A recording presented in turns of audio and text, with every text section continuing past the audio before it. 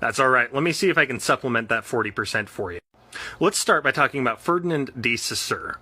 So, De Cesar is a linguist at about the turn of the century, and his question is, why do words function the way we think they function? That is to say, being labels for things. Ultimately, the conclusion that he comes to is that words don't function as just positivist labels for things, and words don't necessarily just refer to the thing that they're supposedly referring to. Instead, Cesar comes up with this notion of the linguistic sign, and a sign is comprised of signifiers, labels, and signifieds, which is meaning.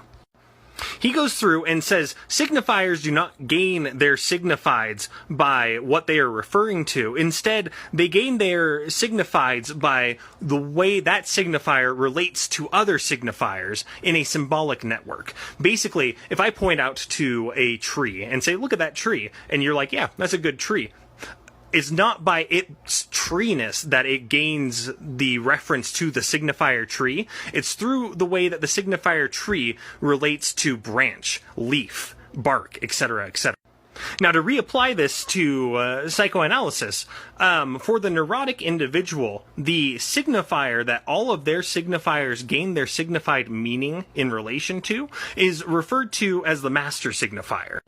I have some other videos on my channel talking about this, but in brief, you can really think of it as Christian God. It is the force that gives all of the other words their meaning, and they only have meaning in reference to them. Their signifiers gain their signified meaning in reference to God. The autistic individual, however, does not have this dynamism of a signifier with a shifting signified depending on the context or the master signifier that they are put in reference to.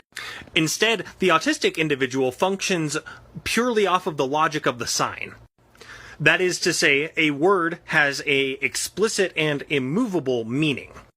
And throughout the autistic individual's life, they are going to go through and gain multiple signs, and through their acquisition of signs, they will be able to kind of cobble them together into networks of relationship that will mimic the functioning that the neurotic person does in reference to their master signifier.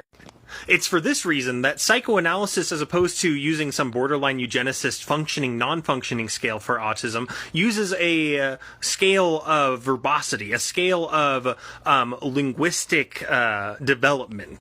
That is to say, we can judge the capability of an autistic individual in a certain sense by how verbose and expansive their map of signs is.